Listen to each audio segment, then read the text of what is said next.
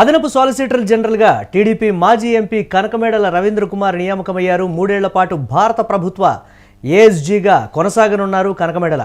ఇక ప్రకటన విడుదల చేసింది కేంద్ర ప్రభుత్వం. 2018 ఏప్రిల్ నుండి 2024 ఏప్రిల్ 2 వరకు రాజ్యసభ సభ్యునిగా కొనసాగారు కనకమేడల. ఓటుకు నోటు కేసులో నిందితులకు బెయిల్ తెచ్చారు కనకమేడల. దీనికి సంబంధించి మరిన్ని అప్డేట్స్ మా కరెస్పాండెంట్ వెంకట్ అందిస్తారు. వెంకట్, కేంద్ర ప్రభుత్వం అఫీషియల్గా చెప్పినటువంటి అంశం దీనికి సంబంధించి 3 ఏళ్ల పాటు భారత ప్రభుత్వ ఏఎస్జీగా కనకమేడల రవీంద్ర కుమార్ కొనసాగనున్నారు. దీనికి సంబంధించి తెలుగువాడికి దక్కినటువంటి అత్యంత గౌరవప్రదమైనటువంటి అంశంగా కూడా చాలామంది చెప్తున్నటువంటి పరిస్థితి ఉంది. ఎలా చూడాలంటారు దీన్ని? మురళి, తెలుగుదేశం పార్టీకి తెలుగుదేశం పార్టీ అధినేత ముఖ్యమంత్రి చంద్రబాబు నాయుడుకి అత్యంత నమ్మకస్తుడిగా పేరున్నటువంటి కనకమేడల రవీంద్ర కుమార్ కు ఈ పదవి రావడం అంటే నిజంగా మన తెలుగు రాష్ట్రాల్లో వారికి ఖచ్చితంగా గర్వకారణం అయినప్పటికీ కూడా దీని కొంత అటు వైసీపీ కానీ లేదంటే ఇతర రాజకీయ పక్షాలు కానీ కొంత రాజకీయంగా చూసే పరిస్థితి కూడా ఉంటుంది. ఈ నేపథ్యంలోనే కొంత దీనికి సంబంధించి రాజకీయంగా కూడా చర్చ అయితే జరుగుతుంది. ఏది ఎలా ఉన్నప్పటికీ కూడా 3 ఏళ్ల పాటు అదనపు సాలిసిటర్ జనరల్ గా అంటే ఈ పదవి దేశంలోనే అత్యంత ప్రతిష్టాత్మకమైనటువంటి న్యాయ పదవుల్లో ఒకటిగా గుర్తింపు ఉంది. ఈ నేపథ్యంలోనే దీనికి సంబంధించి ఆ కనకమేడల రవీంద్ర కుమార్ పెద్ద ఎత్తున అభినందనలు కూడా తెలుపుతున్నారు ఇటు 2 తెలుగు రాష్ట్రాల నుంచి. ముఖ్యంగా టీడీపీ నేతలు అయితే దీనికి సంబంధించి కొంత అటు సోషల్ మీడియాలో కానీ ఇటు ఎలక్ట్రానిక్ మీడియాలో కానీ అభినందనలు తెలిపే ప్రయత్నం అయితే చేస్తున్నారు.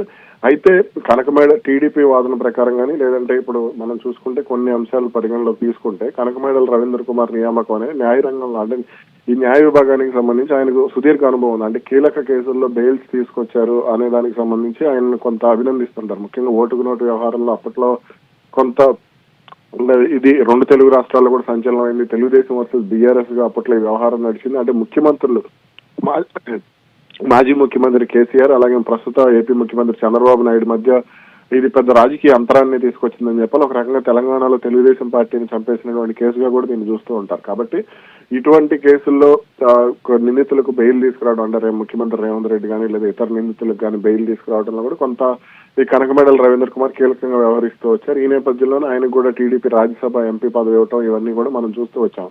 ఇక ఇప్పుడు అంటే ఆయన పాత్ర ఏంటి అనేది ఒకసారి మనం చూస్తే కేంద్ర ప్రభుత్వ విధానాలకు సంబంధించినటువంటి న్యాయ అంశాలపై కనకమేడల రవీంద్ర కుమార్ కీలక పాత్ర పోషించనున్నారు.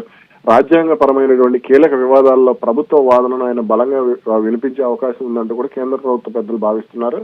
ఈ నేపథ్యంలోనే ఆయనకు అంటే ఇప్పటికే బీజేపీలో కూడా ఆయనకు మంచి సంబంధాలే ఉన్నాయి. అయితే 2019 తర్వాత దెబ్బతిన్నటువంటి బీజేపీ టీడీపీ సంబంధాలకు సంబంధించి కొంత ఇప్పుడు మళ్ళీ అంటే ఆయన కేంద్రంలో ఆ పదవిలో ఉంటే ఇటు తమకు కూడా ఇబ్బంది ఉండదు అనే భావనలోనే రాష్ట్ర ప్రభుత్వం ఉండి ఉండవచ్చు. ఎందుకనంటే భవిష్యత్తులో తెలంగాణ ఈ బనకచర్ల అంశం కానీ లేదంటే ఏపీ మాజీ ముఖ్యమంత్రి జగన్మోహన్ రెడ్డి కేసులకు సంబంధించి కానీ వైసీపీ నేతల కేసులకు సంబంధించి కానీ లేదంటే రాష్ట్ర ప్రభుత్వం తీసుకునే నిర్ణయాలకు సంబంధించి కానీ కొంత సుప్రీంకోర్టు వరకు వెళ్లే అవకాశాలు కూడా ఉంటాయి. కాబట్టి ఈ అంశాల్లో తమకు ఖచ్చితంగా కనకమేడల రవీంద్ర కుమార్ నుంచి సహకారం ఉంటుంది. ఆయన రాజ్యసభ ఎంపీగా ఉన్న సమయంలో కూడా ఇలాంటి సహకారం అందించారు.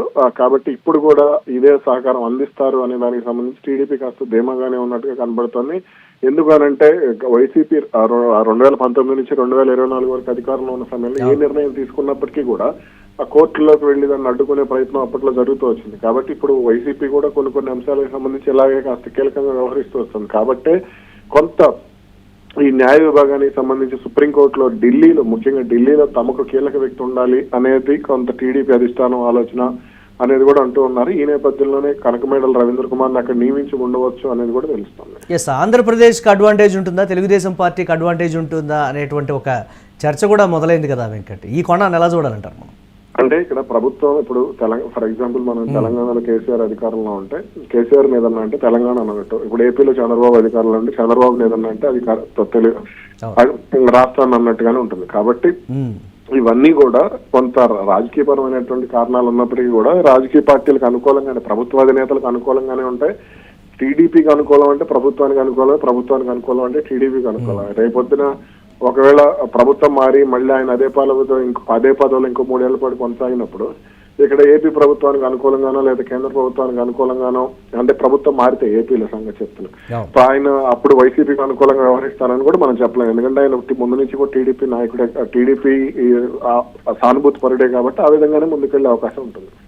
Right, thanks for updates Venkat. ఇక అదనపు సాలిసిటర్ జనరల్గా టీడీపీ మాజీ ఎంపీ కనకమేడల రవీంద్ర కుమార్ నియామకమయ్యారు. 3 ఏళ్ల పాటు భారత ప్రభుత్వ ఏఎస్జీగా కనకమేడల కొనసాగనున్నారు. ఇక కేంద్ర ప్రభుత్వం దీనికి సంబంధించినటువంటి ప్రకటనను అయితే విడుదల చేసింది. ఏప్రిల్ 18 2018 ఏప్రిల్ నుండి 2024 ఏప్రిల్ 2 వరకు కూడా రాజ్యసభ సభ్యునిగా కనకమేడల కొనసాగినటువంటి పరిస్థితి ఉంది. ఇక ఓటుకు నోటు కేసులో నిందితులకు బెయిల్ తెచ్చారు కనకమేడల రవీంద్ర కుమార్.